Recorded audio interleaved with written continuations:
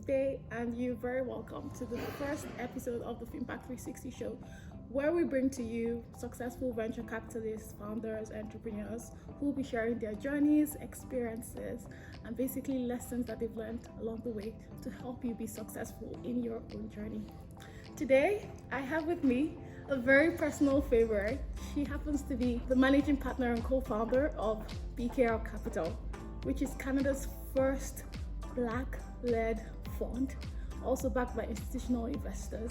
Give it up for Lise Birikundavyi. Hi, Lise. Thank you. Hi. Thanks for having me. I'm very honored to be your first guest. Thank you very much, Lise. Really excited to have this conversation with you.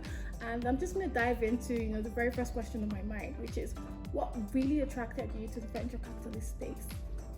What attracted me to the space was this ability to support amazing innovators that could change the world in their own way, right? So if you're looking at everything around us that has really disrupted our ecosystem, it has been funded by venture capitalists, and I wanted to be part of that story, especially when thinking about minority founders and even thinking about emerging markets. There's so many problems that could be fixed if we were able to back the right people who could build those solutions, and that could be life-changing for so many.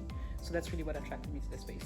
That's awesome. And just speaking about minorities within the VC space, being a minority yourself as a Black in Canada, what would you say your biggest challenge has been over time in the VC space, and how have you overcome that challenge?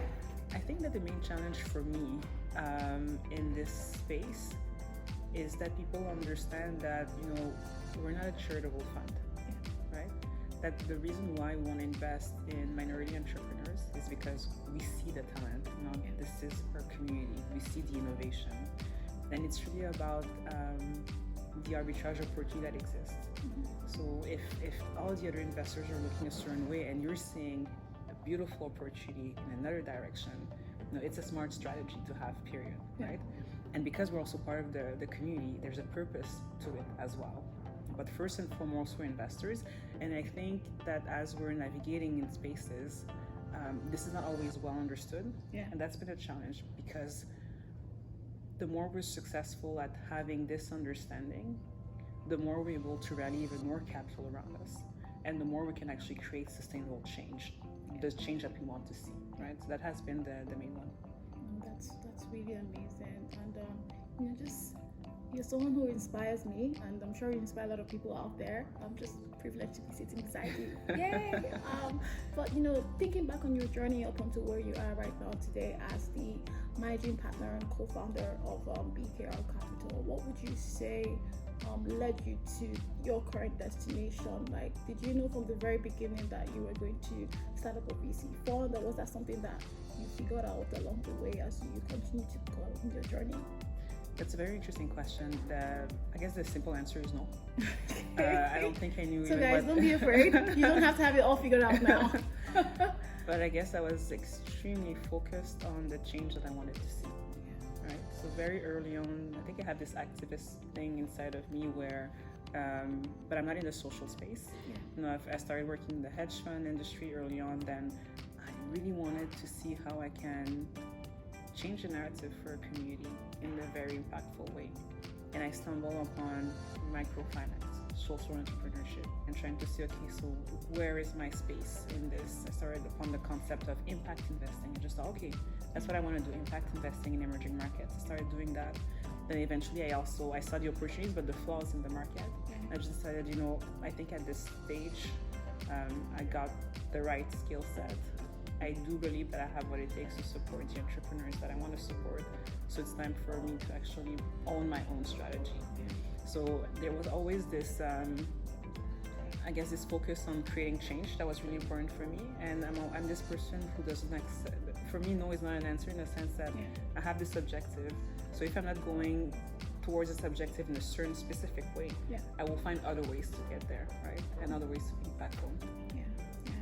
I really love what you said about finding your own place, figuring out what way you can add the most value in that ecosystem, and getting the right skills, positioning yourself to be successful or whatever it is that you want to do. So thank you so much for sharing that.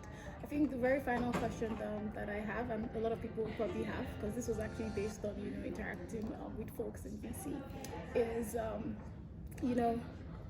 systemic racism is a thing, and we're gradually doing everything we can to address it in Canada. But would you say that you've ever experienced it in any way, shape or form, and how did you respond to it, especially within the venture capitalist space?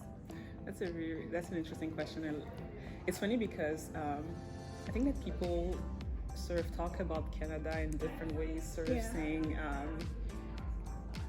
either people are not racist or people hide it quite a bit. So it's hard to understand, where it is versus in other places where people are just mean to you right away. And some people prefer that. They're like, people are mean to you, and you're just like.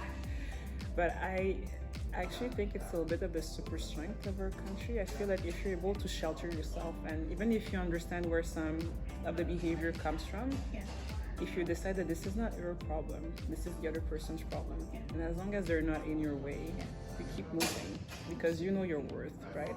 So it's about, so I think everybody here, anybody who would say that they've never experienced structural racism, I don't think they would be 100% truthful. But I think that what's dangerous is when you let it stop you from achieving your objectives, right? So we are in a beautiful ecosystem where there are tools and there are resources and there's a lot of good people too.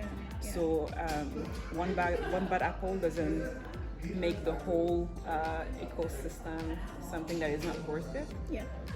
So it's really about having the mindset for success. Absolutely. Going after it. Just throwing your point out there that it's really not about you as a Black person in Canada. It's about whoever it is. So just don't take it so personal when you come across circumstances where people are not as nice or as forthcoming as you expect.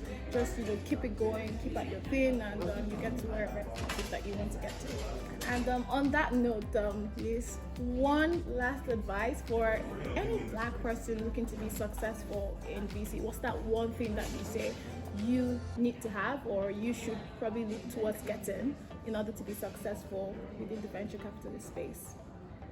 I think it's about getting all the tools that you need, because sometimes the venture capital space is one that is quite underestimated. It's almost like people sort of wake up and start doing, but it's complex, it's complicated. So having the financial tools that you need, understanding entrepreneurs, so trying even to have a bit of that operational background is important. Creating that network. It's a space where relationships is everything. So creating that network. So go and do the work, because it's only with all of these skill sets and all of these, I guess, ecosystem backing that you then will be able to be impactful for your own portfolio companies. It's always more than capital, right? So that's what I would advise. Awesome. Thank you so much, Lise. It's been such a pleasure having this conversation with you. Guys, I'll put Lise's name in the video so that you can follow her on LinkedIn, which is where she's most active. Do you do Instagram? No. Not so much. Okay, so let's just stick to LinkedIn. Thank you so much for watching, and until next time, bye.